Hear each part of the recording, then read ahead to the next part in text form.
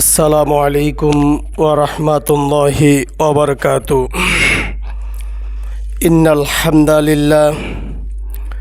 ইন্নাল হামদালিল্লাহি নাহমাদুহু ওয়া নাস্তাঈনুহু ওয়া নাস্তাগফিরুহু ওয়া নু'মিনু বিহি ওয়া নাতাওয়াক্কালু আলাইহি ওয়া নাউযু বিল্লাহি মিন শুরুরি আনফুসিনা ওয়া মিন সাইয়্যাতি আ'মালিনা। من يهد الله فلا مضل له ومن يضلله فلا هادي له ونشهد أن لا إله إلا الله وحده لا شريك له ونشهد أن محمدا عبده ورسوله الذي أرسله بالحق بشيرا ونذيرا وداعيا إلى الله بإذنه وسراجا وقمرا منيرا. أما بعد أعوذ بالله من الشيطان الرجيم بسم الله الرحمن الرحيم وكفوا أيديكم وأقيموا الصلاة إلى الآخر سمعنا وأطعنا غفرانك ربنا وإليك المصير. মহান আল্লাহ সুবহানাহু ওয়া তাআলার দরবারে অসংখ্য তারিফ, শুকরিয়া, সুজুদ যে আল্লাহ জাল্লা শানুহু আপনাকে আমাকে দুনিয়ার সব ব্যস্ততা দূর করে আল্লাহর ঘরে এসে দিনই আলোচনা বলার শোনার তৌফিক আল্লাহ পাক দান করেছেন। সে আল্লাহ সুবহানাহু ওয়া তাআলার দরবারে শুকরিয়া। সকলেই জবান খুলে পড়ি আলহামদুলিল্লাহ। মুহাম্মাদুর রাসূলুল্লাহ সাল্লাল্লাহু আলাইহি ওয়াসাল্লাম তিনার প্রতি অগণিত দরুদ ও সালাম বর্ষিত হোক। আমরা সকলে পড়ি সাল্লাল্লাহু আলাইহি ওয়াসাল্লাম। আজকের আলোচনার বিষয় মুমিন বান্দার বৈশিষ্ট্য। একটি মানুষ দেশ, সমাজ, রাষ্ট্রে কিভাবে মুমিন হতে পারবে, তাকে চিহ্নিত কিভাবে করা যাবে, এই বৈশিষ্ট্যগুলো থাকলে পরে একটি মানুষকে চিহ্নিত করা যাবে যে ইনি একজন মুমিন বান্দা এবং আল্লাহ পাকের একজন মেহমান। পৃথিবীতে যেমন হিন্দু বহুত, কিন্তু আসল হিন্দুকে চিহ্নিত করা যায় 12 মাসে 13 পূজা যারা করে। পৃথিবীতে অনেক মুসলমান, আসল মুসলমান চিনা যাবে সিজদার সময়, আসল মুসলমান চিনা যাবে নামাজের সময়, আসল মুসলমান চিনা যাবে ওয়াক্তের সময়। যারা বলেন ঠিক কিনা? মুসলমান তো সবাই দাবি করতেছে মুসলমান।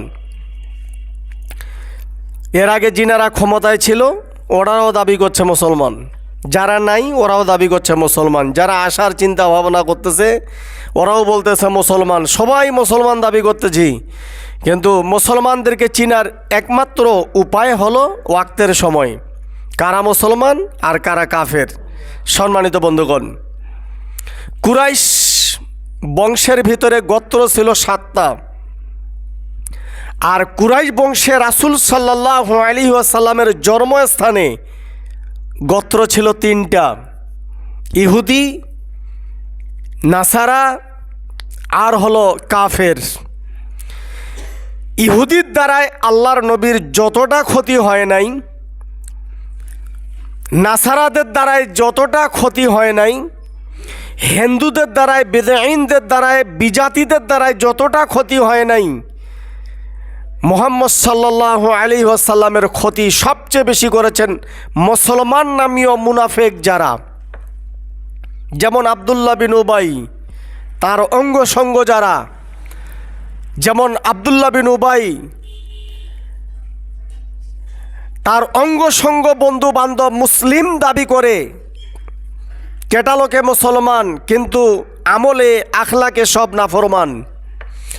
বাংলাদেশ, ভারত, পাকিস্তান, আফগানিস্তান, চেচেনিয়া, বোচেনিয়া, কাশ্মীর, ইউরোপ যত কান্ট্রি দেশগুলি আছে, মুসলিম কান্ট্রি দেশগুলি, দক্ষিণবঙ্গ এবং উত্তরবঙ্গ এবং পশ্চিমবঙ্গ এবং পূর্ব দিকে যত মুসলিম কান্ট্রিগুলি আছে, বিধর্মীদের দ্বারাই যতটা ক্ষতি হচ্ছে না মুসলমানদের, মুসলমান নামীয় মুনাফিকদের দ্বারাই মুসলমানদের বেশি ক্ষতি হচ্ছে।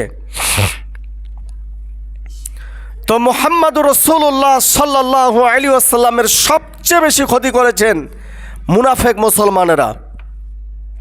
আজ বাংলাদেশে 2005 থেকে 2015, এই 2005 থেকে 2024 পর্যন্ত 5 আগস্ট পর্যন্ত ধর্মের, ইসলামের যতটা ক্ষতি করেছে হিন্দুরা নয়, খ্রিস্টানেরা নয়। আছে এই যে আমাদের পাশেই মিশন, কয়টা হিন্দু ব্রাশ ফায়ার করে মারছে দেখান দেখি, মরে নাই।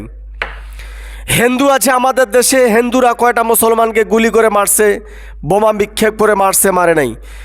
কিন্তু মুনাফেক একদলীয় শাসনতন্ত্র, শাসক দেশ চালাতে যাইয়া হক্কানি আলেমদেরকে ফাঁসির মঞ্চ পর্যন্ত নিয়ে গেছে, মাপ দেয় নাই।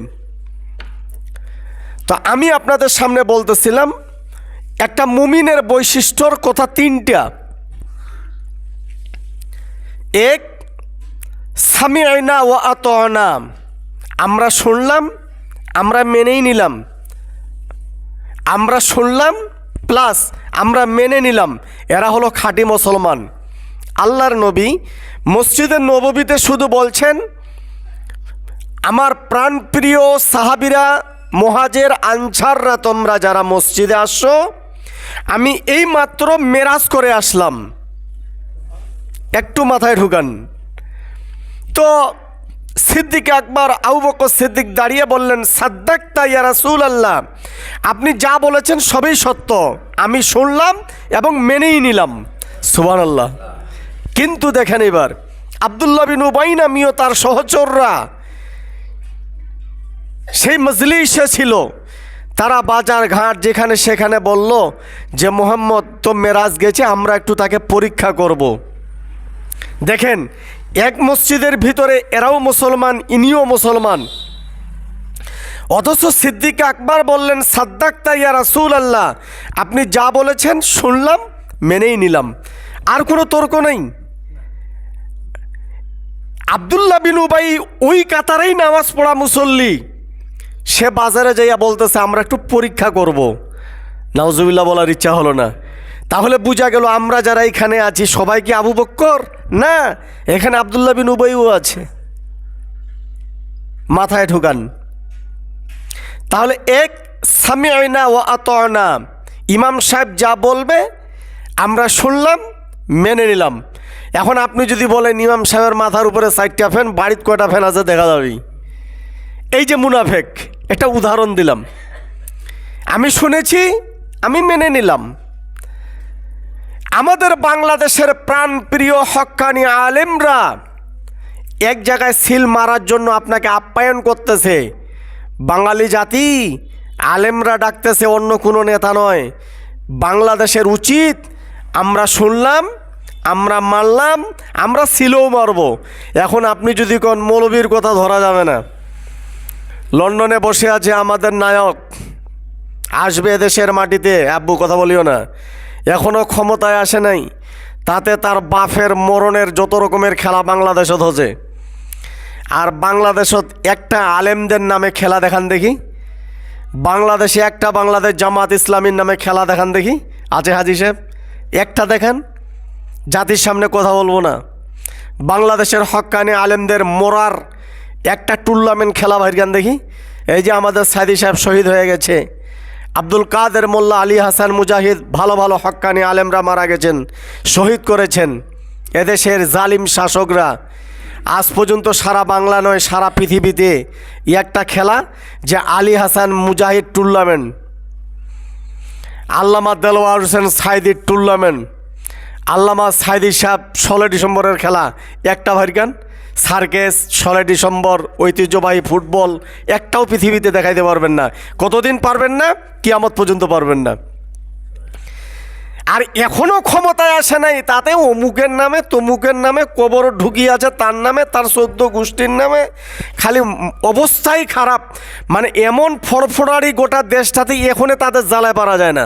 তাহলে ক্ষমতায় আসিলে যেই সাপের 2 বিষ, এদেরও অবস্থা তাই হবে। কি জোর বলেন, ঠিক কিনা? এখনও ক্ষমতায় আসে নাই, এখনও ডক্টর ইউনূস ভোট কালেকশন করেন নাই, ঘোষণা দেন নাই। তাতে বাফের নামে খেলা, পুকুরের নামে খেলা, নদীর ঘাট দখল করা, এইটা করা ওইটা করা, কবরস্থান থেকে শুরু করে শ্মশান ঘাট পর্যন্ত একদম নেতা নেত্রী যাইয়া হাজির হওয়া। আর সারা বাংলাদেশে একটা হক্কানি আলেম দেখান যে নদীর ঘাট দখল করছে, পুকুর দখল করছে, হিন্দুস্থান মারছে, মন্দির ভাঙিছে, হক্কানি আলেমদের নামে খেলা হচ্ছে নাই।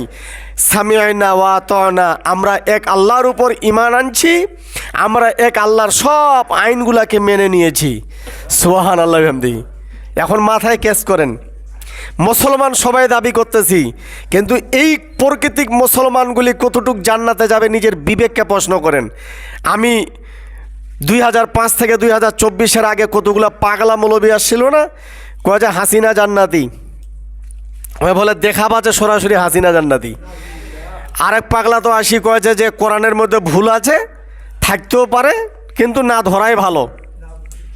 সেই পাগলাফিন নৌকার ঘাটত যেই নৌকা চড়ে আইন প্রণয়ন করছিল, ওই নৌকার ঘাটতে মাউরিয়ার মতন দাড়ি চাঁচিয়া আল্লাহ ওই নৌকাতে ধরা দিয়ে দিল। ওটা ফির আরেক পাগলা। তাহলে বোঝা গেল আমরা যারা এখানে উপস্থিত, সামিআনা ওয়া আতানা, জি আমি যতটুকু কথা বলবো একটা মিথ্যা কথা বলবো না, যা কিছু হবে সব সত্য কথা বলে যাচ্ছে। আল্লাহ তুমি কবুল করো, আমিন। এক, ইমাম সাহেব আপনার কথা আমি শুনলাম, আপনার কথা আমরা মানলাম, এটা আমার কথা নয়, আল্লাহর কথা, সুবহানাল্লাহ। দুই, একটা মানুষের যখন এই বৈশিষ্ট্যটা চলে আসবে, তখন ওই মুসল্লি, ওই মুসলমানের, ওই মানুষটার 2 নম্বর বৈশিষ্ট্য হলো আমান্না বি, আমরা ঈমান আনলাম আল্লাহর উপর। সুবহানাল্লাহ বলবেন না? কার উপর ঈমান আনলাম? এবার আগে ইমাম সাহেবের কথা শুনলাম, মানলাম, তর্কে গেলাম না। এটা যখন আপনার রাস্তাটা ক্লিয়ার হয়ে গেল, 2 নম্বর এখন আপনাকে বলতে হবে আমান্না বি, আমরা ঈমান আনলাম আল্লাহর উপর, আমরা ঈমান আনলাম নবী রাসূলদের উপর।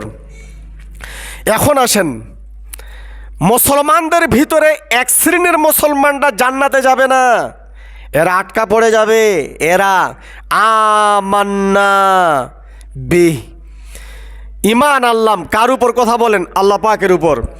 আল্লাহর উপর ঈমান আনার পরে আমার বাফের নামে খেলা হচ্ছে টুর্নামেন্ট, ওই নেতাকে যদি সিলমারি, আপনার আমান্না বিল্লাহ হ্যাং হয়ে থাকবে।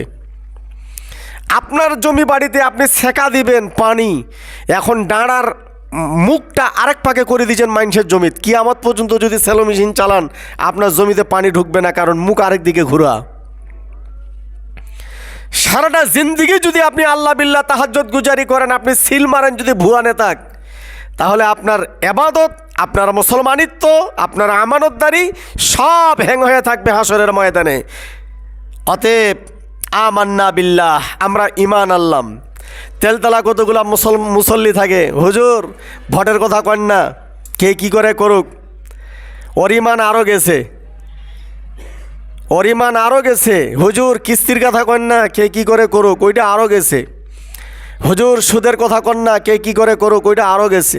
এই যে মুসলমানদের ভিতরে কত দল। তাহলে এক, আমরা যারা এখানে আছি ঈমান আনলাম। 2 নম্বর, শুনলাম মেনে নিলাম। 2, ঈমান আনলাম কার উপর? সবাই একটু কথা বলেন না হাজী সাহেব, কার উপর? আল্লাহর উপর। ধন্যবাদ। আল্লাহর উপর যখন ঈমান আনবেন, তখন আল্লাহ বলছে রব্বানা, আমার রবের থ্রু থেকে তোমাদেরকে আমি আল্লাহ এবার পরীক্ষা ফেলাবো। এক, আরবি পাঠ করে সামিআনা ওয়া আতানা, বলেন দেখি সবাই কোন সামিআনা। এই ছোট বাচ্চাগুলো বেড়াচ্ছে না, ভয় লাগতেছে, একটু সাইডে দেন, নাহলে পড়লে ফির সমস্যা। এক, সামিআনা ওয়া আতানা, আব্বু দিকে আগে যাও, আমরা শুনলাম মেনে নিলাম। 2, আমান্না বি, আমরা ঈমান আনলাম আল্লাহর উপর, ঈমান আনলাম নবী রাসূলদের উপর, বাস যা কিছু আছে। সুবহানাল্লাহ। এখন রব্বানা, রব বলতেছে, আমার রব, আপনার আমার রব বলতেছে বান্দারে, তোমরা যখন 2টা আমার কোয়ালিটেশনে হাজির হয়েছ, এবার আমি আল্লাহ রবের প্রতি তোমরা যখন ঈমান আনলে, তো আমি আল্লাহ এবার তোমাদেরকে পরীক্ষায় ফেলাবো। কি দিয়া? দেশ দিয়া। কি দিয়া? সংসার করাইয়া। কি দিয়া? আপনার বাচ্চার অসুখ দিয়া। কি দিয়া? আপনার নিজের অসুখ বিমারি দিয়া। কি দিয়া? আপনার অভাব অনটন দিয়া। কি দিয়া? আপনার বিভিন্ন পরীক্ষা অ্যাক্সিডেন্ট দিয়া। কি দিয়া? আপনার গরু চুরি হয়েছে, হাঁস চুরি হয়েছে, হ্যাঁ শিয়াল মুরগি নিয়ে গেছে, বা বিভিন্ন রকমের পরীক্ষা আমি দুনিয়ার মানুষ তোমাদেরকে করব, কারণ তোমরা ঈমান আনছো আল্লাহর উপর, মেনে নিয়েছো আমার উপর। এখন আল্লাহ বলতেছে দেখেন, রব্বানা আমান্না ওয়া আতানা, তোমরা যখন ঈমান আনলে রবের প্রতি, আমি আল্লাহ তোমাদেরকে পরীক্ষার মধ্যে ফেলাবো। ও বান্দা, তোমরা যখন পরীক্ষার মধ্যে পাশ করবে, তখন আমি আল্লাহ তোমাকে 5টা কাজ দিব। সুবহানাল্লাহ বলেন। কয়টা কাজ দিবে এবার? প্রথম কি আনছি আমরা? কথা কন। শুনলাম, মেনে নিলাম। 2, ঈমান আনলাম। 3, রবের পক্ষ থেকে পরীক্ষা আসলো, পরীক্ষায় পাশ করে ফেললাম। সুবহানাল্লাহ। যেমন ইব্রাহিম আলাইহিস সালাম পাশ করছিলেন পরীক্ষায়, ইউনুস আলাইহিস সালাম পাশ করছিলেন পরীক্ষায়, মুসা আলাইহিস সালাম পাশ করছিলেন পরীক্ষায়, মুহাম্মদ রাসূলুল্লাহ সাল্লাল্লাহু আলাইহি সাল্লাম পাশ করছিলেন পরীক্ষায়, ইমাম হাসান ইমাম হুসাইন পাশ করছিলেন বিশের কাছে আর কারবালার প্রান্তরে। বাংলাদেশে পাশ করছিলেন 2005 থেকে 2024 পর্যন্ত হক্কানি আলেমরা। সুবহানাল্লাহ। আমি আল্লাহ আমার পরীক্ষায় তোমরা যখন পাশ করবে, তখন আমি আল্লাহ ধনীদেরকে 5টা কাজ দিব আর গরিবদেরকে 3টা কাজ দিব দেশের মধ্যে। আয়াত নাম্বার লিখে নিতে পারেন, সূরা হজ আয়াত নাম্বার 41 থেকে 43। সূরা হজ আয়াত থেকে 41 থেকে 43। গরিবদের 3টা কাজ দিব দেশের মধ্যে, আর ধনীদের 5টা কাজ। 1, যারা তোমরা গরিব আছো, তোমাদের পূর্বে পাশ করেছো তোমরা পরীক্ষায়, প্রথম নম্বর কাজ হলো তোমরা পড়ে নাও পড়েন লা ইলাহা, বলেন না জোরে, ইল্লাল্লাহু মুহাম্মাদুর রাসূলুল্লাহ সাল্লাল্লাহু আলাইহি সাল্লাম। এখন তোমরা দুনিয়াতেও মুসলমান, আখিরাতেও মুসলমান। একটু মাথায় ঢুকান, খুব ঠান্ডা মাথায় বুঝাচ্ছি। আমি আল্লাহ গরিবদেরকে কয়টা কাজ দিব? 3টা। জি। আর যারা ধনী তাদেরকে কয়টা? 5টাতে। গরিবদের আগে 3টা কাজের কথা বলি। প্রথম নম্বর কাজের কথা আপনারা বললেন, পড়েন সবাই, লা ইলাহা ইল্লাল্লাহু মুহাম্মাদুর রাসূলুল্লাহ। আমার মাথা থেকে পা পর্যন্ত আমি ঈমান আনলাম আল্লাহর উপর। আল্লাহর উপর আমার জীবনটা আমি সঁপে দিলাম। হে আল্লাহ, তোমার নৌকায় চড়েছি, তুমি এখন মাঝি, আমার জীবন চালাও। আল্লাহ বললেন আমি জিম্মাদার হয়ে গেলাম। এখন যদি বামপন্থী রামপন্থী সিল মারেন, মিথ্যা কথা কন, সুদ খান, জমি ঠেলেন, মাইসের আইল ঠেলেন, হারাম ভক্ষণ করেন, তাহলে আপনাকে মাঝি বৈঠা চালাতো দূরের কথা, ধাক্কাই ফেলে দেবেন নদীর মধ্যে। এর জন্য নদীটার নামও আছে তো বাবা, সেটা হলো 30,000 বছর রাস্তা পার হইতে হবে। চুল হতে চিকন হবে, হীরা হতে ধার, মোরা বান্দা গুনাহগার কেমনে হবে ফার, সেটা হলো ফুলসিরাত। আমার নৌকায় চড়ে বসেছো তোমরা, আমি আল্লাহ তোমাদের কি নিয়ে নিলাম? কথা বলেন, জিম্মাদার নিয়ে দিলাম। 2 নম্বর কাজ হলো, আমার নৌকায় যখন চড়ছো তুমি, তাহলে তোমাকে তোমার হাত সংযোগ রাখতে হবে। আমি আল্লাহ তোমাকে হাতগুলি পূর্ব পশ্চিম বড় করি নেই, ছোট ছোট করে তৈরি করেছি। এই হাতটা যতটুকু তৈরি করেছি এতটুকুর ভিতরে রেখে আমাকে সিজদা করতে হবে। এটা 2 নম্বর কাজ গরিবদের। নৌকায় চড়ে বসলাম, এখন গরিবদের কাজ হলো সিজদা করতে হবে ছোট ছোট হাত দিয়া। এখন আপনি তো ফজরের নামাজ পড়েন নাই, তাহলে নৌকায় কেমনে চললেন? নৌকায় চললেন মাঝি, নদী ভরা নৌকার মধ্যে চড়েছি, কিন্তু কি নাই? বৈঠা নাই, মাঝি নাই, আপনার জীবন্ত বিপদ। এখন আপনি ভাবতেছেন আগামী শুক্রবার থেকে আমি 1:30টার পর আসব, তাহলে শোধন খাওয়া যাবে না, আরও বিপদ, আরও বিপদ। যত পিছাবেন তত বিপদ, আর যত আগাবেন তত আপনার জন্য আপদ। সুবহানাল্লাহ। আমার চাচাতো ভাই ধরমপুরের 28টা গাছের মামলা ওয়ারেন্ট বাইর হয়ে গেছে। রাত এই এশারের নামাজ পড়ে বাড়ি যাই, রাইতোতে চলে গেলাম এসপি সাহেবের বাড়িতে। এসপি সাহেব বলতেছে আমরা চাই আসামিরা সরাসরি আমাদের চোখের সামনে আসুক। সমাধান রাত্রেই হয়ে গেল। তো আল্লাহ চান আমার নৌকায় যখন তোমরা চড়েছ, তাহলে ছোট্ট ছোট্ট হাত দিয়া তোমরা তাকবীরে উলা করো, সিজদা করো, রুকু করো। আমি আল্লাহ এইটাই চাই। 3 নম্বর কাজ, গরিবদের 3টা কাজ। 1 এটাই আমি আল্লাহ চাই, কিন্তু আমার কাছ থেকে তো বান্দা অনেক দূরে, ওই যে টার্গেট 1:30টার পর আসিবা হবে। তাহলে ওস্তাদির এত কড়া কথা শোনা যাবে না। তাহলে গরিবদের 2টা কাজ, 2 নম্বর কাজ কি? গরিবদের সিজদা দিতে হবে। এখন তো সিজদা দেন না, খালি জুম্মার দিন সিজদা দেন। কতটুক পার হবেন নিজের বিবেককে প্রশ্ন করেন, আমি বিচার করব না। নাম্বার 3, মাহে রমজান মাসে 30 রোজা 30 ফরজ আপনাকে করতে হবে। নামাজ তো পড়বেনই, আবার টার্গেটটা কি আল্লাহ পাকের দেখেন। ধনীদের 4 নম্বর যেটা কাজ সেটা হলো তাকে হজ করতে হবে। এটা আল্লাহর বিধান, এক কথাই শেষ। এখন গরিবরা ফতুয়া দিচ্ছে খালি হজ করলেই হবে, গরিব মানুষের বেটি লাগ বিয়া দিলে তো হয়। আল্লাহ বলতেছে হজ করতে হবে। আর গরিবরা কি কয়? যা 3টা কাজ ও কি কয়? কথা কয় না, কি কয়? হ্যাঁ, গরিব মানুষের ভ্যান কিনে দিলে হয়, গরিব মানুষের 2-4টা বেটি বিয়া দিলে হয়, পাড়াত বিধবাগুলা সাহায্য করলে হয়। এগুলা গরিবদের। আল্লাহ বলতেছে আমি গরিবদের 3টা কাজ দিলাম আর ধনীদেরকে 5টা কাজ দিলাম। 4 নম্বর কাজ গরিবদের কাছ থেকে একটু বাড়াই দিলাম, সেটা হলো হজ করতে হবে বাধ্যতামূলক। হবে না হবে, কবুল হবে না হবে, সেটা আল্লাহই ভালো জানে, কিন্তু আল্লাহর বিধানটা তোমাকে পালন করতে হবে। 5, জাকাত দিতে হবে। এই 5টা কাজ একবার ধুলাই দেই আপনাদের সামনে। আল্লাহর নবী বলেন, আমি মেম্বারে বসেছি, সামি'না ওয়া আতা'না, আমরা আল্লাহর কথা শুনলাম, আল্লাহর কথা মেনে নিলাম, তর্কে যাওয়া যাবে না। যেমন আবু বকর সিদ্দিক বলছিলেন, আল্লাহর নবী বললেন আমি মেরাজ করে আসলাম, আবু বকর বললেন আমি শুনলাম, মানলাম, জেনে নিলাম, আর তর্কের কোনো কারবার নাই। আর একই কাতারের মুসল্লি আব্দুল্লাহ বিন উবাই বলছে বিষয়টা একটু দেখতে হবে, সেটা বুঝেন। এখন আল্লাহ বলতেছে তোমরা যখন শুনলে মেনে নিলে তাহলে তোমরা ঈমান আনো, আমরা ঈমান আনলাম, 2 নম্বর কাজ। 3 নম্বর কাজ বলতেছে তোমরা যখন 2টা প্ল্যাটফর্মে উঠলে তাহলে আমি আল্লাহ তোমাকে পরীক্ষা করব। আমার পরীক্ষাগুলোর মধ্যে তুমি পাস করবা, আমি তোমাকে 5টা কাজ দিব। সুবহানাল্লাহ বিহামদি, কত সুন্দর তাফসীর। 1, কালেমা পড়ে মুসলমান হবা। 2, 5 ওয়াক্ত নামাজ এবং হাতগুলাকে সংযুক্ত রাখবা। 3, মাহে রমজান মাসের রোজাটা রাখবা, 30 ফরজ 30 রোজা তোমরা করবা। আর ধনীরা 4 নম্বর কাজ করবা, সেটা হলো জাকাত দিবা আর হজ করবা।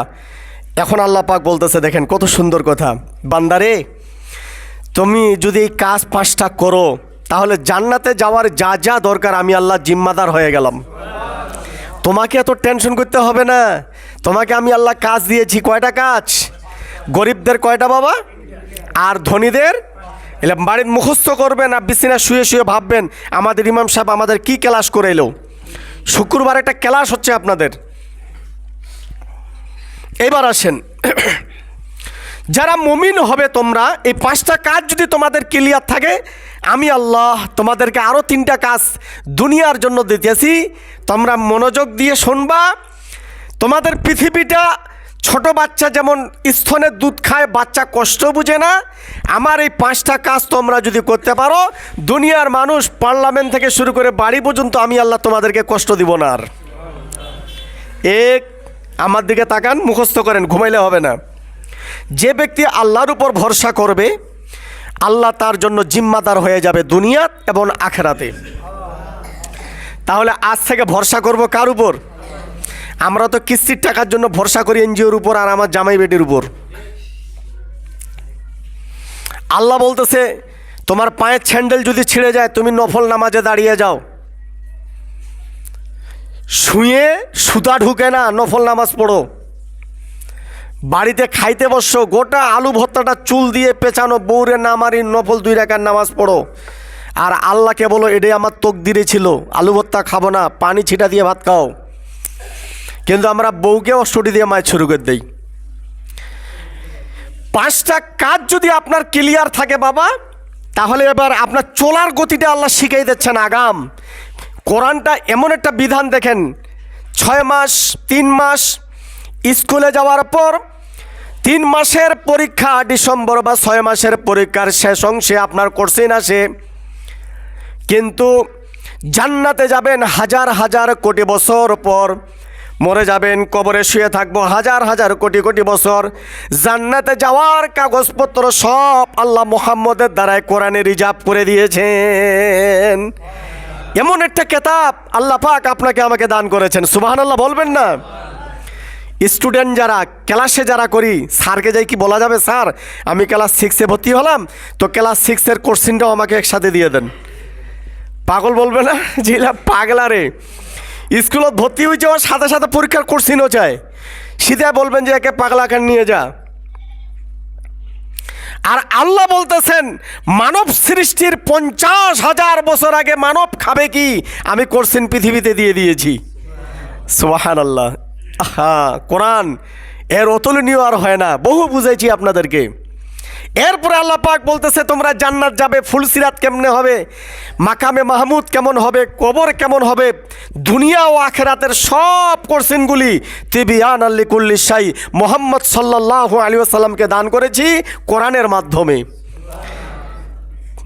কোরআন পড়তে এসে পেয়েছি যে উপহার, সুবহানাল্লাহ। হাদিস মানতে এসে পেয়েছি যে উপহার। কোরআনে সব আল্লাহ রিজার্ভ করে দিয়েছেন। কপাল পোড়া জাতি, যে ব্যক্তি আল্লাহর উপর ভরসা করে আল্লাহ তার জন্য জিম্মাদার হয়ে যান। আয়াত নাম্বার সূরা তলাক, আয়াত নাম্বার 65। প্রতিটা দলিল নিয়ে নেবার। দুনিয়াতে তোমরা কোনো চিন্তা করবে না, ফিকির করবে না, শুধু শ্রম দাও, চেষ্টা চালাও। এন্দুরের গর্তের ভিতরে তোমার যদি সেই এন্দুরের মুখের ধান তোমার রিজিক থাকে, আমি আল্লাহ ওই ধান চাল তোমাকে খাওয়াইয়া মারবো, তার আগে মারবো না। সুবহানাল্লাহ। জেরুজালেমের এক কোনায় যদি খেজুরের বিচি আপনার আমার পেটের মধ্যে রিজিক থাকে, পানি জাহাজের মাধ্যমে বা প্লেনের মাধ্যমে আল্লাহ ওই রিজিক আপনার আমার পেটে ঢুকাবেন, জিম্মাদার আল্লাহ নিয়েছেন। সুবহানাল্লাহ। যেমন জমজমের পানি, বাংলাদেশের মাটিতে বসে জমজমের পানি যদি হাজী সাহেবের মাধ্যমে আপনার রিজিক থাকে, জমজমের পানি পর্যন্ত আল্লাহ আপনার বাড়ি পর্যন্ত পৌঁছে দিচ্ছেন। সুবহানাল্লাহ। তার বাস্তব চিত্র হলো 5 ওয়াক্তের আজান। আল্লাহর নবী এই দাওয়াত, মাইক নাই, চঙ্গা নাই, কিছু নাই, ফ্যাক্স নাই, এই দাওয়াত কেমনে পৌঁছবে? তো বললেন দাওয়াতের জিম্মাদার তো আমার আল্লাহ নিয়েছেন। বাতাসকে বললেন, বাতাস তোমরা কি হেল্প করবে? বলছে হ্যাঁ, আমরা পৃথিবীর এক প্রান্ত থেকে আরেক প্রান্ত পর্যন্ত আজানের ধ্বনি পৌঁছাই দেব। সাহাবীরা বললেন ওরা যদি নাফরমানি করে, কইতে ফেরেশতারা দিবে। সুবহানাল্লাহ। সবাই যদি নাফরমানি করে, কোরআনের জবান খুলে গেল। আল্লাহ, পৃথিবীর মানুষ যদি অক্সিজেন, আগুন, পানি, বাতাস, রথ সবাই যদি নাফরমানি করে, আমাদের তো হাত পা আছে, আমরা প্রতিটি মানুষের কোনায় কিনায় কানায় কানায় কানে কানে আজানের ধ্বনি আমি আল্লাহ পৌঁছাই দেব। এমন কোন মুসলমান হাত তুলি কন্ত ফজরের আজানটা আমি শোনা পাই না, লোকটাকে বাহা দিব যে লোকটা বোধে কোরআন বোধে মিথ্যা, লোকটা বোধে সত্যি কথা কয়েছে। পশ্চিমপাড়া মসজিদের আজান আপনার কানে আসে না, মোল্লাপাড়ার আজান কানে আসে। চিন্তা করেন কোরআনের যে ধারণটা কি আল্লাহ পাক সেট করেছেন। মোল্লাপাড়া মসজিদের আজান আসে না, উত্তর পাবে মোহাম্মদপুরের আজান আপনার কানে আল্লাহ পৌঁছে দেন। আপনি ঘুমিয়ে আছেন, মজেজাটা দেখাচ্ছি, গরু বাইর করতেছেন, হঠাৎ করি আপনি কয়েছেন আমি আজান শোনা পাই নাই বাইর হইতে দেখেন শহর থেকে একটা কানের আওয়াজ, সুবে সাদেকের সময় আজান দিয়েছে। হয় কিনা বাবা, কথাটা মিলান না একটু? তখন বাড়ির বউ কয়েছে মুয়াজ্জিন বোধে জাগির পায় নাই, কি জাগির পায় নাই, তোর কারো তো আওয়াজ আসে নাই, ওই জন্য আল্লাহ ওইটাই হ্যান্ডেলিং করে রাখি দিয়েছে। পৃথিবীর একটা না একটা আজান আপনার কানে আল্লাহ পৌঁছাই দিতেছেন। আল্লাহ দোষ নিতে চান না। আল্লাহ বলছেন সব বিচার আমি বান্দার ঘাড়ের মধ্যে চেপে দিয়েছি। যারা মানবে কামিয়াবি, যারা মানবে না বেহতারাম, তারা জাহান্নামী। ভাইরা আমার, 2 নম্বর কাজের কথা বলছিলাম। আউল বউল কথা না বলে কাজের কথা বলি। এই পৃথিবীতে চলার গতিতে তোমরা 5টা কাজ যারা করতেছো, তোমাদের কোনো যদি রিস্কে, খাদ্যে, মামলায়, মুকাদ্দমায়, জেলখানায়, ক্ষমতায় যাওয়ার জন্য তোমাদের কোনো প্রবলেম হয়, তাহলে ফালিয়া আবুদু রব্বা হাজাল বাইত, আমার বাইতুল্লায় ঢুকে 2 রাকাত নফল নামাজ পড়ে আমাকে বলবা। যদি কবুল হওয়ার হয় আমি আল্লাহ কবুল করব, আর যদি কবুল না হওয়ার মতো হয় আমি হাসরের ময়দানে কবুল করে তোমাকে বেহেশতে ঢুকাবো। এর উপর আর কোনো কথা আছে বাবা? কোন দেখি। এখন আপনি ভোট দিয়ে আসি দোয়া করছেন আল্লাহ মৌলবীগুলো যাতে ক্ষমতায় যাওয়া পারে। দেখা গেল যে মৌলবী ক্ষমতায় গেল না, আল্লাহ হাসরের ময়দানে ক্ষমতা দিয়ে বেহেশতে ঢুকাই দিবে। আপনি যদি দোয়া করেন আল্লাহ আমি কোটিপতি হব, 20 বিঘা মাটির মালিক হব, এখন আপনি হইলেন না, সারা জীবন অটো চালাছেন, আল্লাহ বলতেছে 20 বিঘা মাটির মালিক বানিয়ে তোমাকে বেহেশতে দিব। এই দিব না ওই দিব, মানে এই কালে দিব না কোন কালে দিব, কথা বলেন। জি, অতএব এই পৃথিবীতে তোমাদের 5টা কাজ তোমরা যারা করেছো করতেছ, দুনিয়ায় চলার গতিতে রিজকে খাদ্যে কোনো প্রবলেম হলে আল্লাহ আগাম করছেন শিখাচ্ছেন 2 রাকাত নফল নামাজ পড়ো। তাহলে আপনার বাড়ির ভাতের চাউল না থাকিলে কয় রাকাত নামাজ পড়তে হবে? এখন আপনি আমার সাথে তর্ক করছেন, হুজুর তাহলে নামাজে পড়িব মাইসে বাড়ি কামে যাবে নেই, তা হবে না তো।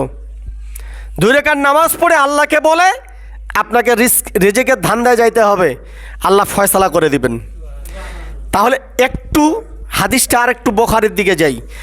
আল্লাহ নবীর হুজুরা খানায় কোনো খাবার নাই, খাজুরও নাই, তো আল্লাহ নবী 2 রাকাত নামাজ পড়ে একটা বালতি আর রশি নিয়ে যাচ্ছেন। এক ইহুদি রাস্তার মধ্যে দাঁড়িয়ে আছে, লোক পায় না। এখন আপনার বিবেককে আপনি বলেন নামাজ কয় রাকাত হয়েছে? কে দাঁড়িয়ে আছে? ইহুদি, তার বাগান ছেকবে, কি পায় না। এদিকে নামাজ পড়তেছে কে? মুহাম্মদ সাল্লাল্লাহু আলাইহি ওয়াসাল্লাম। জি, জিন্দা হাদিস শোনাচ্ছি আপনাকে। সালাম দিলেন, লোকটাকে ভালো মতো জিজ্ঞাসা করলেন, বলছেন আলামিন আমি লোক পাচ্ছি না। আলামিন বললেন যে কেন দাঁড়িয়ে আছো রাস্তার সাইডের কাছে? আমি কাজের লোক পাচ্ছি না, একটা লোক যদি হয়তো আমি বাগান সেকতাম। কোথা থেকে পানি উঠাতে হবে? ইন্দিরা থেকে। দিনের নবী মোস্তফা বললেন আমি তোমার বাগানে কাজ করার জন্য প্রস্তুত, যদি তুমি নাও। 2 রাকাত নামাজ পড়লেন, এক দুপুর জোহর পর্যন্ত ইহুদির ইন্দিরা থেকে পানি উঠায় আর খেজুর গাছে ঢালে। সুবহানাল্লাহ বলবেন না? এবার আপনার বিবেককে আমি বিচার দিতেছি, দিনের নবী মোস্তফা কার বাড়িতে কাজ করেছে? ইহুদির বাড়িতে। উনি যদি কাজ করে খাইয়া আবার আসি নামাজ পড়াইয়া আবার ইহুদির সেই ইন্দিরায় পানি উঠাতে পারে, তাহলে বেহেশত ওরা যাবে না? আপনি ফজরের নামাজ পড়েন নাই, শৌল মাছের মতন রাম ছাগলের মতন শুধু আছেন বিছানাত, আপনি যাবেন? নিজের বিবেককে প্রশ্ন করেন। এবার ইন্দিরা থেকে বালতি উঠা যে কষ্ট কত, যারা উঠেছেন ছোটবেলায় তারাই জানেন। মুহাম্মদের হাতে দাগ পড়ে গেছে, রশির দাগ। আলহামদুলিল্লাহ। তাহলে আপনি আমি কোথায় আছি? আর বাড়াচ্ছি না। নাম্বার 3, দুনিয়ার মানুষ মনে রাখবে এপারে দুনিয়া ওপারে বেহেশত আর দোজখ। আল্লাহ বেশি কথা না বলে সুন্দর সংক্ষিপ্ত আকারে এখানে বলছে সূরা হুজুরাতের মধ্যে, এটা দুনিয়ার মানুষ বেশি বাড়াবাড়ি করিও না, এপারে দুনিয়া আর ওপারে কি? এই দিল্লির যায় বসে আছে, এখন বুঝা পাচ্ছে বাংলা কি আর বঙ্গবন্ধুর কবর কি আর ছবি কি? 500 টাকা 1000 টাকা নোট যত ছবি দিল্লির কোনো কাজে লাগাছে ছবিগুলো। আর বাবা এখন ওই খালা বুঝাব আছে, অবস্থাটা কি এখন? তাহলে দুনিয়ার মানুষ মনে রাখবা এপারে দুনিয়া, পাগলা হইও না। চোখ দুইটা বন্ধ হইলেই জান্নাত আর জাহান্নাম। আল্লাহ অল্প কথা বুঝাচ্ছেন, দুনিয়ার মানুষ পাপ বেশি করিও না, এইটাতে বুঝাচ্ছেন। দুনিয়ার মানুষ পাপ বেশি করিও না, চোখ দুইটা আর না খুললেই মাথার উপরে খাটটা আপনার বাড়ি যে হাজির। কেউ নিগাবে না, এমনিয়ে চলে যাবে। আমি নিগাবো না, আমার জৈবিটি নিগাবে, ওরা নিগাবে না, পাড়ার মহল্লার মানুষ নিগাবে। কেন রে? ও লোকটা মরি আছে, মরা খাটানো। কথাটা কইবি কিনা কোন দেখি? এখন আপনি যদি বড় হাতুড়া উঠে মরা খাট যায় আনিব, লাশ ফেলে দিম, দেখিবেন ওরও লাশ পড়ে গেছে। এবার আসেন, তাহলে বুঝা গেল আল্লাহ বলতেছেন সূরা হুজুরাতের মধ্যে চোখ দুইটা খুললে দুনিয়া, এক কথাই শেষ, না খুললে কি? জান্নাত আর জাহান্নাম। এখন জান্নাত জাহান্নাম কি হুজুর? যদি আপনার 5টা কাজ ক্লিয়ার থাকে তাহলে জান্নাত হুজুর, আর যদি 5টা কাজ ক্লিয়ার না থাকে তাহলে জাহান্নাম হুজুর। রাস্তা দুইটা। যদি আপনি কোন আমি 60 টাকা এটা পানের দোকান চালাবো হবে রাইতত, দিনত চলিবে নাই। এখন আপনি যদি কোন চোখ দুইটা বন্ধ হয়েছে দেখা যাবি ওই পারত কি হচ্ছে, ওইটা কি পানের দোকান?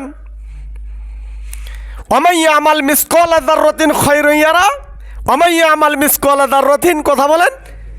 এইটাও মুদিখানা দোকান, ওইটাও পানের দোকান, দুই দোকানে সিসি ক্যামেরা লাগানো হবে, আপনার জাররা জাররা হিসাব হবে, তারপরে এক কদম নড়তে পারবেন, ছিঁড়া টাকা চালা যাবে না।